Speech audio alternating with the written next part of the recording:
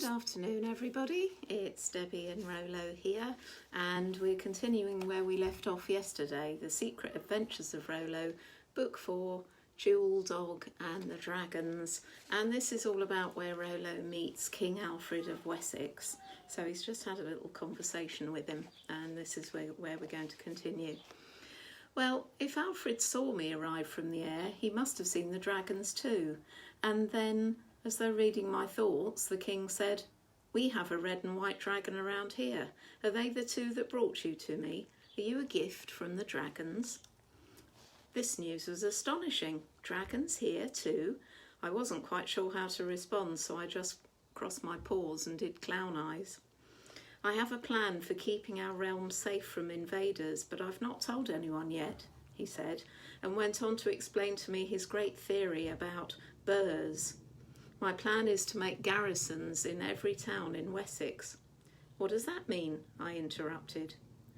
"Fortifying the marketplaces, and men will be given plots of land in exchange for their muscle power, defending the town in time of war.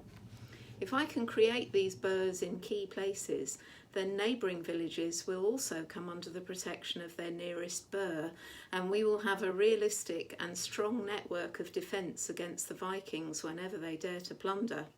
I will also use this third system of half army, half labour in time of battle, as we have just discussed. And I have another plan hatching in my mind. I shall keep a written record of the size of each town, the number of men required to maintain its defence, and the length of the ramparts needed, and so forth." He paused. "A sort of blueprint for each town within the kingdom?" I encouraged. "Yes, Rolo, exactly that. This will help future kings with their planning. I've started this experiment already, spreading out from my palace in Winchester to neighbouring towns, and I intend to take the defence plan right around the kingdom and even to adjoining ones if it's successful. I've heard a rumour that even our old enemy the Welsh want an alliance with me. That would certainly give this land greater power. Come what may, we will defeat these Vikings. I have such long-term plans." The king's face crumpled with pain, and he stopped tickling my ears to clutch at his stomach again. "I came here with someone who might be able to help you, sire," I said, and explained about Julia with her knowledge of nature. The king nodded his consent, and I bounded out from the dwelling towards the woods, watching out for roaming Vikings.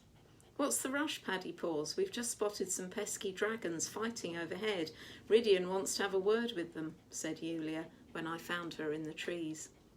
I explained about the king's discomfort, and the woodland girl, instructing Rydian to keep a close eye on Gwyn, immediately started foraging for herbs, comfrey, borage, and some others I'd never heard of and didn't know what they looked like, so I couldn't be of much help.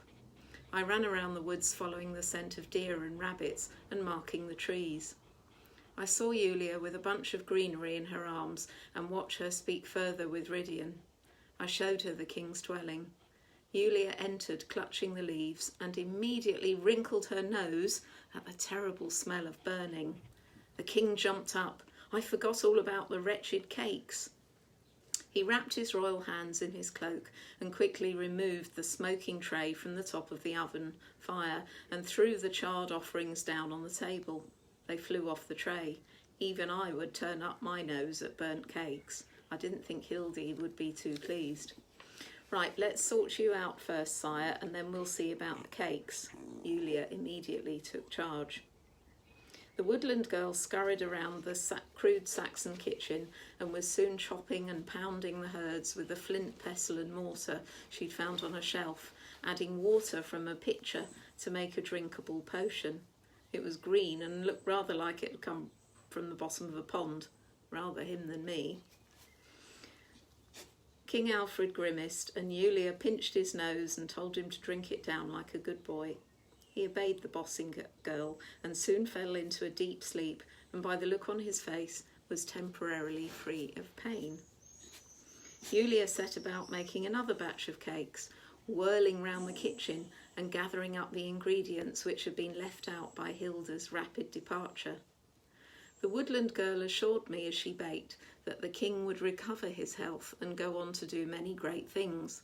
Famously, he would initiate the translation of important texts from Latin into Old English, making them accessible to his men, thus helping to improve their minds so they could live worthy and informed lives. This Christian king will unite the Saxons and lay the foundations of a code of law, Julia continued. This, I believed, because of the passion with which Alfred had spoken. Julia picked up the skillet, filled it with flattened dough circles and put it on the grate over the fire. Athelstan told me that during parleys with the enemy, Alfred had great success converting pagan leaders to Christianity, and sometimes even stood as godfather to their children when he baptised them, Julia added. But of course, all of this is in his future. I was beginning to understand Alfred's greatness. Hopefully sleep would ease the king's pain and help clear his mind. Julia had just retrieved the new batch of cakes when Hildy came in through the door with a rabbit for the royal dinner. She put the rabbit on the flour-covered table ready to skin and stew, smiled approvingly at the warm cakes and went over to check on the sleeping king. His face had taken on a rosy hue. We bundled up the burnt cakes in a cloth and scarpered. She didn't take any notice of us. We made for the woods in search of Rydian and Gwyn.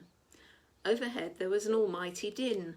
I looked up and saw 4 dragons, 2 red ones and a white one. Just want to show you the picture. It's also the cover of the 4th book. Oh, Rolo's moved away. You won't be able to see him now.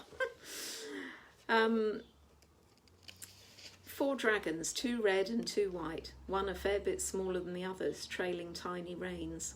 The dragons seemed to be having a great game of air tag, swooping low and flying up high, breathing fire and mock fighting.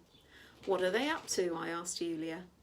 Well, I had suggested they put on a bit of a pantomime to scare off the invaders, she said. It seemed to be working. The Vikings were fleeing. We watched big burly men with plaited beards and ponytails poking out from their pointed helmets, waving long swords and running for the hills, screaming like banshees. The dragons came down to land in a clearing away from the hut and out of sight from the Wessex men who were rubbing their hands with glee. They had won this battle without too much fighting and no loss of life, although to hear them talk you would think they'd won this skirmish on their own merit without the help of the dragons.